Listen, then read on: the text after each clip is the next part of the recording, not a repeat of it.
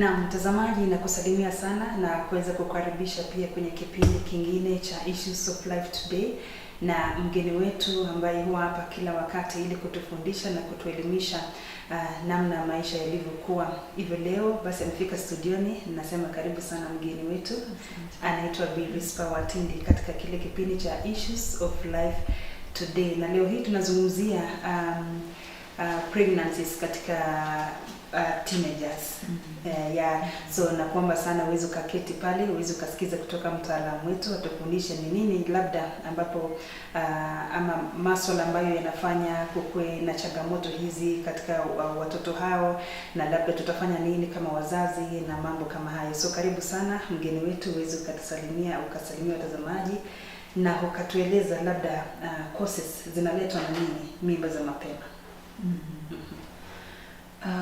Hamjambo watazamaji, na mwaka mpya wa furaha na watakia. Vile mmesikia, jina langu ni Watindi na tuko hapa kuelezana juu ya mimba za mapema katika watoto wasichana, vijana ambao hawajafika miaka ya kuolewa, labda wako bado shuleni na wamepatwa na hilo jambo la kushika mimba, na wakati mwingine mara mingi hawajajitayarisha kwa ajili ya hilo jambo. Kwa hivyo inakuwa ni crisis, inakuwa ni shida yenye, yani wajui watoke ndani namna gani na wafanye nini. Hata wazazi pia wakati mwingine hawajui walichukulia namna gani, kwa maana hawakulitarajia. Labda kabla haujatueleza ni nini huletwa na labda mimba za mapema, enzi zenu labda ama kitambo kidogo na sasa, tofauti iko wapi? Ama hata wakati ule kulikuwa na mimba za mapema kwa hao watoto? Pale awali hakukuwa na mimba za mapema sana, na ni kwa ajili maisha haikukuwa imepangwa kama siku ya leo. Siku ya leo watu wanaishi mjini, hata kule vijijini watu wamechanganyikana sana. Watoto wanasafiri peke yao, wanaenda shuleni mbali. Haikukuwa hivyo awali. Awali ilikuwa kwamba kama unaenda mbali unaenda na mzazi, na mahali unaishi vijijini mnaishi kama jamaa. Watu wale wenye wako mahali pale, either ni ndugu za baba yako ama ni wamehusiana na wewe kijamii. Kwa hivyo na wanatunza wewe. Hawakukuwa wanakutaka kama mrafiki. Walikuwa wanakuona kama mtoto wao ama dada yao ama mtoto wa ndugu yao au hivyo. Kwa maana vijiji vilikuwa na watu wa jamaa moja, jamii moja, jamaa wamehusiana. So walikuwa ni kama ulinzi. Lakini leo jirani mwenye ako mlango unaofuata si wa ukoo wako. Kwa hivyo inakaa kana kwamba tunaweza kuwa tu marafiki. Akikuona wewe mtoto msichana, hakuoni kama mtoto mwenye ni wa dada yake ama ndugu yake ama akutunze. Anaona kama wewe ni nafasi amepata ya kupata mchumba. Kwenye shule ni kwenye watoto wanaenda age mates, tena wavulana na wasichana wanachanganyikana. Kule njiani kutoka nyumbani kule kufika kule shuleni, watu wote wenye watoto wanakutana nao si jamaa yao. Kwa hivyo kila mtu akikuona, you are beautiful.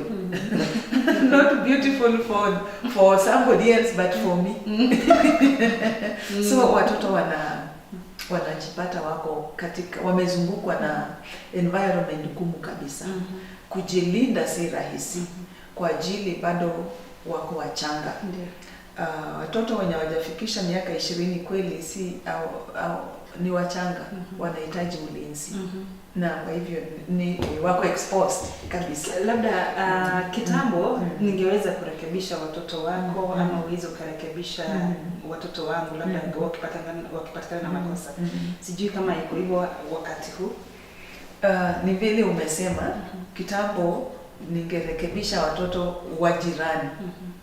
Kitambo ningepata mtoto njiani amesimama, labda anafanya jambo lenye halifai, ningemrekebisha na nimchukue, na angekubali nimchukue nimrudishe nyumbani, na nimwambie mzazi nimempata anafanya hivi na si vizuri, na tunamkanya pamoja. Saa hii hata wazazi wataki, mtoto wangu ni wangu na hata watoto wenyewe, vijana wenyewe hawataki. Wanaona my life, my choice. Na wakati mwingine ku make decisions hawajafikia mahali ya ku make concrete decisions nzuri. Kwa hivyo inakuwa si rahisi. Na pia leo kuna information mingi sana inakuja yenye inachanganya wa vijana,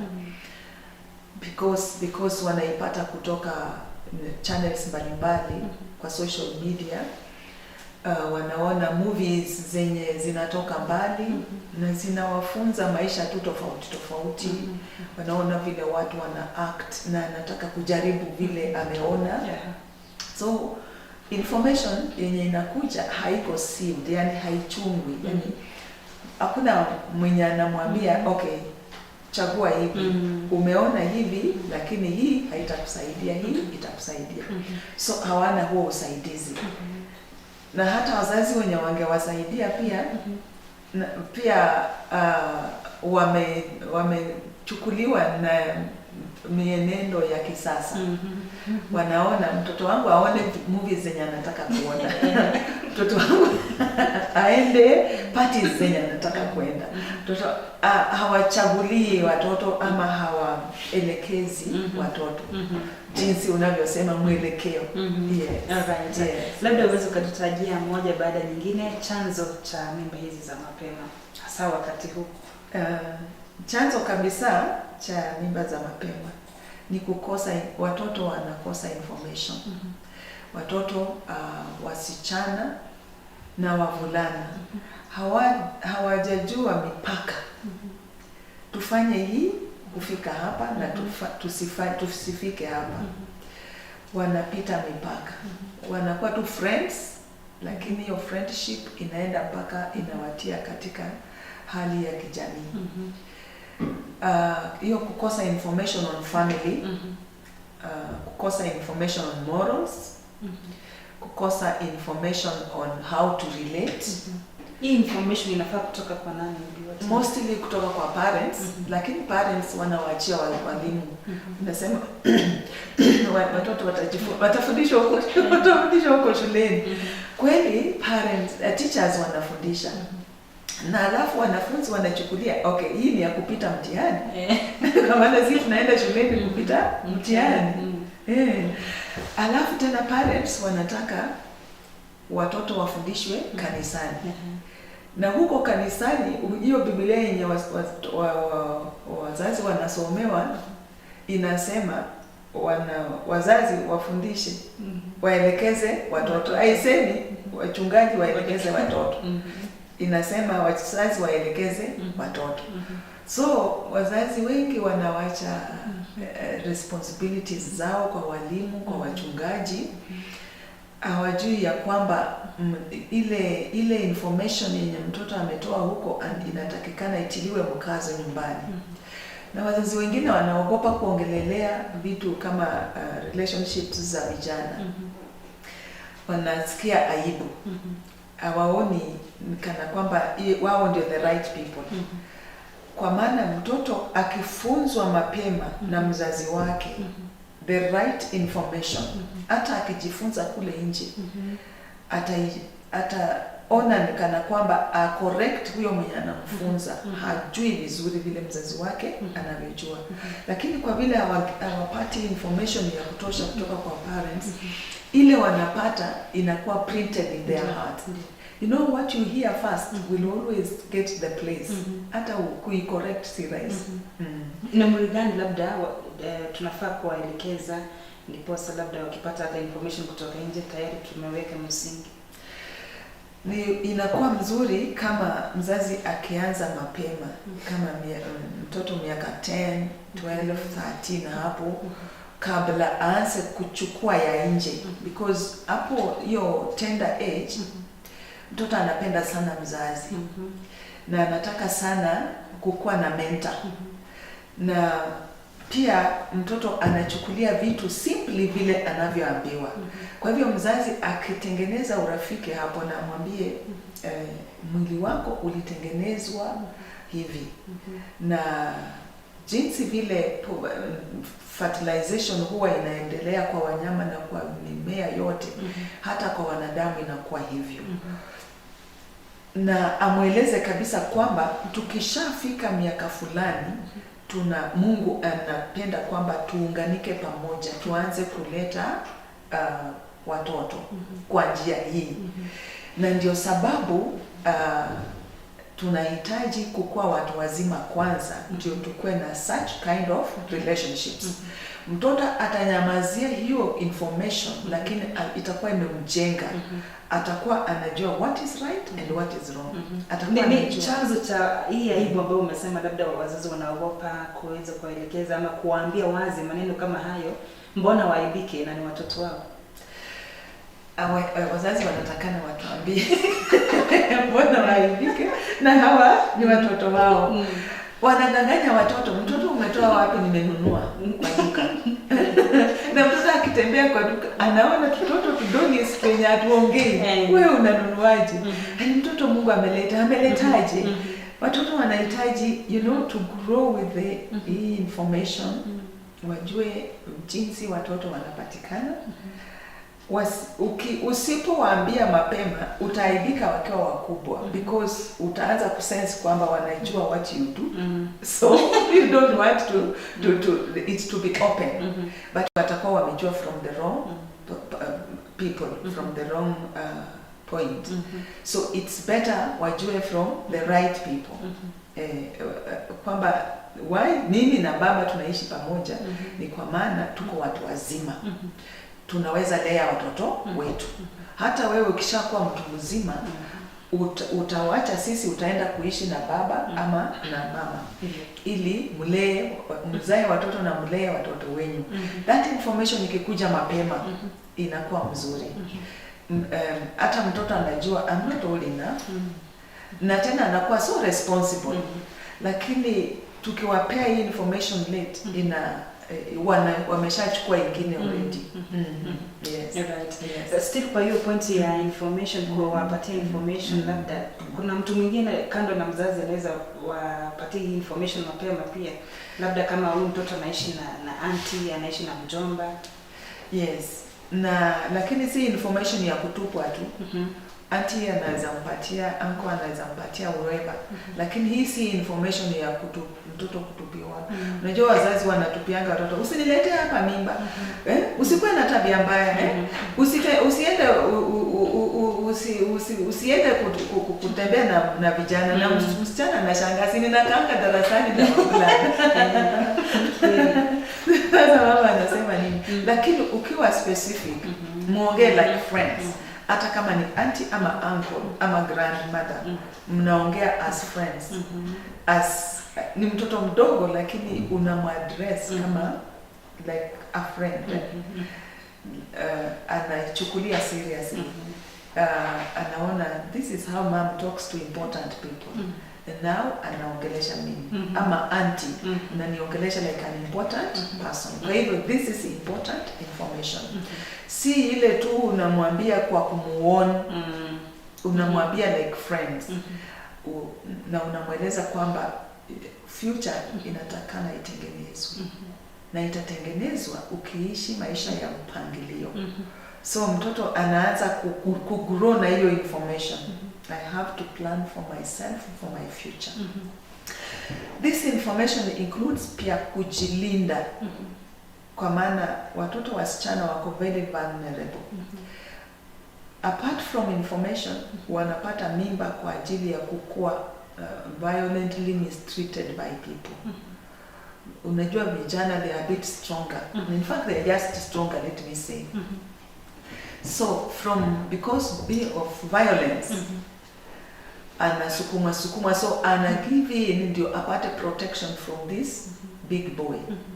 so that apate protection from others who are mistreating her, because anataka kupata some security from outside. The best place for a child to get security is home.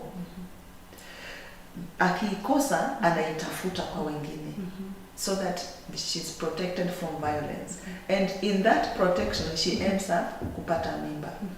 Sometimes anakuwa violently mistreated such that hajipeani tu kwa furaha, anajipeana kwa kuogopa. Na anajipeana kwa kuogopa kwa maana hawezi sema nyumbani fulani ananitesa njiani, kwa ajili wazazi wanaogopa kuongea juu ya hiyo information. So hata mtoto anashindwa, na mimi nita open up aje kwa information yenye sisikiangi wazazi wangu wakiongelelea. Yes. So na pia apart from that violence, kuna pia environment. Vile tumesema from the beginning, environment ya kisasa ni very harsh, very harsh, especially where population iko juu sana. Like mtu akikupeleka mahali kama Langas ni vigumu sana kusurvive. You have to be very hardy ndio usurvive mahali kama pale, ufikishe miaka ya kumaliza college. Kwa ajili population iko high na umezungukwa na watu wa kila aina na wa kuheshimu. Heshima yenye wanakuonyesha ni ya uongo, ni ya kupata manufaa ya wenyewe, nataka faidikia kwa wewe. So environment, harsh environment pia ina contribute.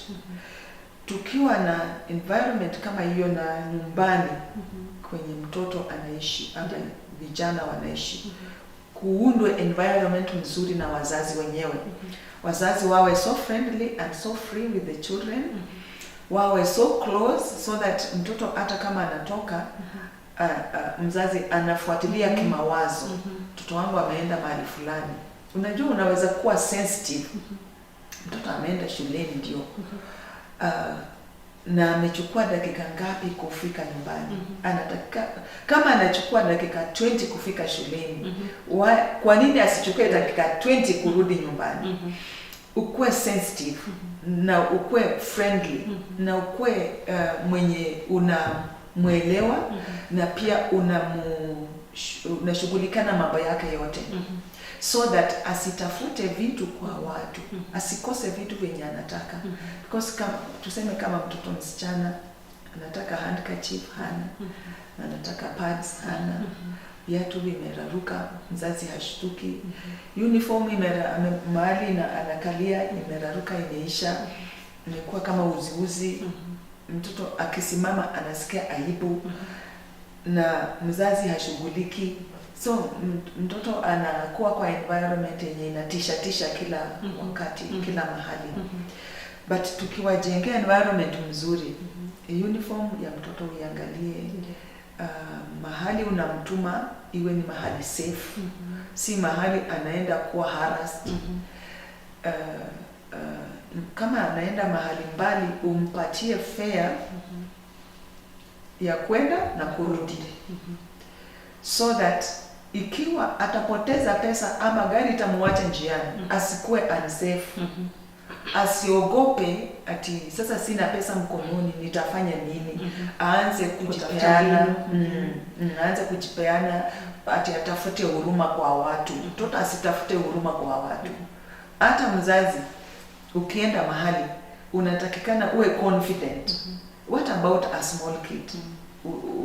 Na unampeleka mahali hana power ya kuongelesha watu wa matatu, hana power ya kunegotiate na watu wa pikipiki, hana power ya kunegotiate na maaskari wenye wanafungua magates kwenye anaenda. Huyo mtoto wako vulnerable sana, because everybody wants to use this guy. Environment should be very safe. Kama unaweza kwenda mahali mwenyewe, enda. Kama unaweza kufanya kazi ya huko mbali mwenyewe, fanya. Kama ni kazi yenye mtafanya pamoja nyumbani, mfanye. Kama anaweza kuwa safe kufanya kazi nyumbani, afanye.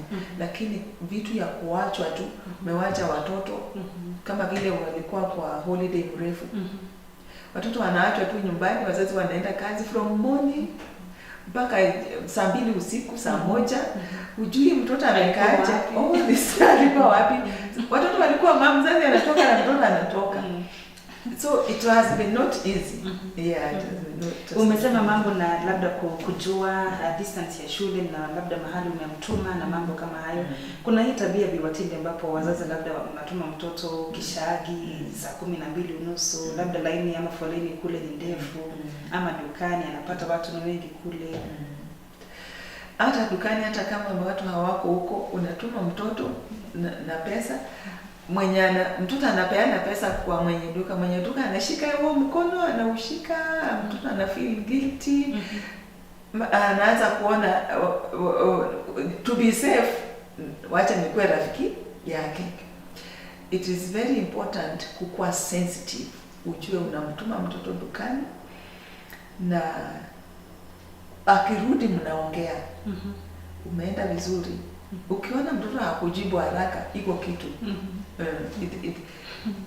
Lazima ufuatilie kila kitu kila wakati, na isikue kama ile ya kotini mlisema nini alafu ilikuwaje. No, ongea tu kama rafiki na ukiwa sensitive. Halafu ukiwaambia mtoto ni wewe mwenyewe unaweza kujichunga, kwa maana dunia ni harsh sana, haiwezi kukuchunga. But unahitaji kujipangia maisha ya mbeleni. Vikwazo viko vingi kabisa. Watu wenye unashirikiana nao si watu watakusaidia kufaulu. Watakusaidia urudi nyuma, ukae mahali wako. Na wewe mwenyewe unahitaji kuwa macho. Watu kama hata kwa duka, unamweleza tu. Hata kwa duka, hata marafiki shuleni. They are the ones wanao-invite wengine twende disco. Unashangaa disco inafananaje. Na kuona wewe ni mshamba. Unatakana ujue. Unapata mtoto wako badala ya kwenda kanisani anaendaga disco. Na unafikiria anaendaga kanisani. Na ndio kitu yenye watoto wanafunzwa kanisani, wanatakana wakuje nyumbani wazazi wawaulize mlifunzwa nini, akufunze, asikie hiyo confidence kwamba hata mimi nimefundisha mzazi wangu, imjenge. Na hata kama ni hawa vijana, ufuatilie wakujue kwamba kweli walikuwa kanisani, because wanadanganya, tunaenda huku, kumbe wanaenda huku. Na ni kwa ajili ya pressure kutoka kwa vijana wenzao. Na hiyo pressure ni sisi wazazi tunaweza wasaidia, kuwaweka karibu na kuwakubali na kuwaelekeza polepole na kuwashauri kuhusu au wengine. Hapana uone ni kushauri. Ukimuone anaona wacha nijaribu kwanza. Kama itaniumiza, lakini ukimshauri kwamba you have a tomorrow that has to be prepared today. Na ukae karibu na mkwe friends na keep so busy so that you are the best friend. Mtoto hata kuangi na nafasi ya kufikiria I need so and so, I need so and so, because he already has a friend and we are busy, we are doing this. Unaminvolve kwa business yako. Kama uko na business unafanya, unaminvolve but in a way that is protective also. Asikwe too exposed. Mpaka aanze kuona even me I can get my own money. I have so much. Iwe kwamba he can get some little money, but also hiyo pesa anaweza tumia pamoja na wenzake nyumbani ama na marafiki zake. So that he is busy, he's thinking of how can I build others and how can I build my life. And but what kind of advice do I need? And my parents should be the best person kupata your advice from, not my friends. Yes, right. Yes. Sasa lawama ni kwa nani sasa Biwatinde? Wakati hao watoto wanapotea hivi, wanapata hizi mimba za mapema. Kuna wale lawama inaenda kwa wao kwa ajili wanaambiwa, wanashauriwa lakini wanakuwa overtaken by pressure. Of course we excuse again. Lakini kuna wale ambao hawaambiwi na pressure iko na wanajipata wameenda mbali sana. Na pia wazazi hawatilii mikakati inayofaa maishani mwao. Hawawapei environment nzuri. hawawapei furaha na upendo, na hawawapei nafasi wawasikilize, at least waongee like friends. So wanaenda kutafuta rafiki ya kuongelesha, kumwambia matatizo yake. Hawa watoto tutawalaumu pia wazazi. Even though tunalaumu environment, lakini pia tunalaumu wazazi. Songesha mtoto wako karibu na wewe, mkae kwa pamoja, mfanye kila kitu kwa pamoja. Mtoto akuwe satisfied na your friendship as a parent. Alright. Kwa sababu ya muda, labda maswali haya mawili ya mwisho tu ili kwamba tuweze tukamaliza. Kuna effects za maisha ya baadaye ama hata kwa society wakati ya watoto wanapata mimba hizi za mapema? Yes, kunazo, ingawaje sasa serikali imetusaidia, imekubali watoto warudi shuleni waendeleshe masomo. Hapo awali ilikuwa tu mtoto akipata mimba masomo yake inaishia hapo na anarudi katika umasikini na such like things. Sasa hii tunashukuru serikali kutusaidia kuturudishia watoto shuleni, ingawaje wanarudi shuleni, lakini kuna watoto wanapitia guilt. Wako guilty, hata shuleni iko confusion. Walimu na principals wanataka a disciplined school. Girls are girls, not women. Boys are boys, not men. Sasa wanaona kana kwamba they are running schools that are indisciplined. And they of course ni time yenye watajua vile watafanya to overcome it. But there is a lot of crisis. Watoto wana feel so guilty. Wamekuwa encouraged go to school.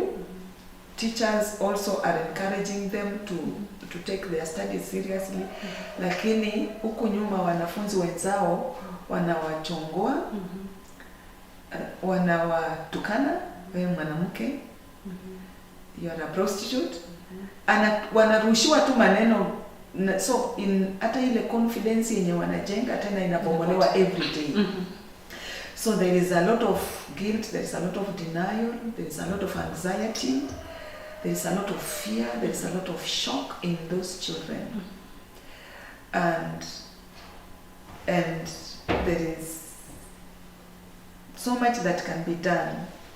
The best is just to give them a lot of support, both from parents and from teachers, and friendly teenagers that are close to them. Tukimaliza tu, labda kwa suluhisho tufanye namna gani kwa wazazi na hao teenagers, kwa sababu already kuna wale ambao wameathirika, labda walikuwa wanapenda ama hawakupenda, labda walikuwa raped na mambo kama hayo.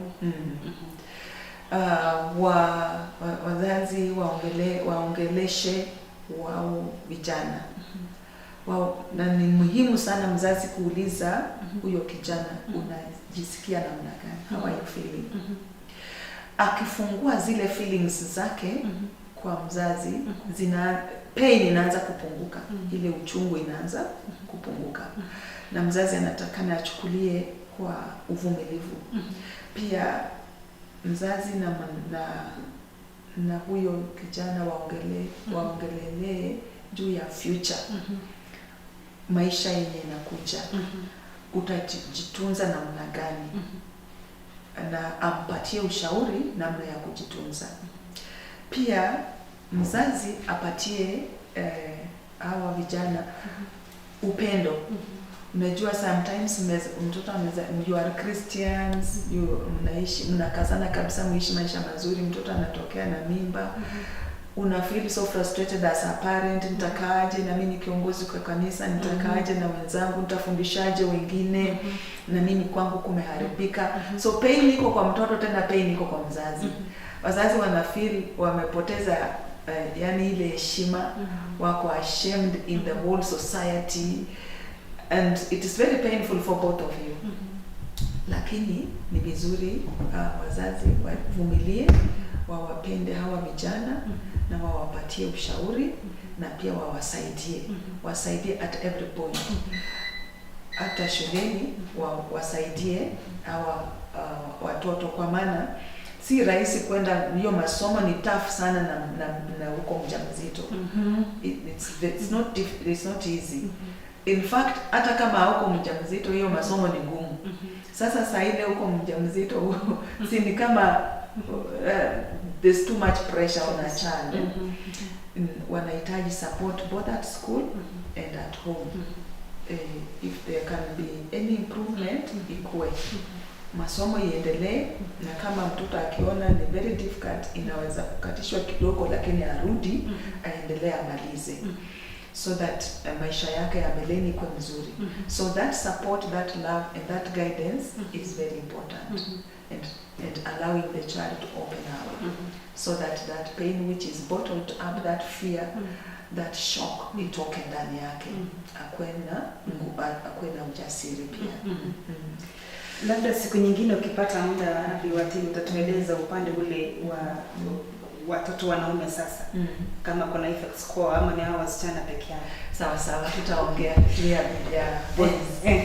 Asante sana kwa muda wako na asante kwa kufika studio. Asante. Nashukuru sana. Amekuwa Bi Rispa Watindi, mtaalamu katika masuala haya ya vijana na mambo mengi tu. Leo ameweza kuzungumzia masuala na pregnancies katika watoto hao ambao tunasema ni teenagers. Hadi wakati mwingine kwenye kipindi hiki cha Issues of Life Today na Bi Rispa Watindi, mimi ni Millicent Yego.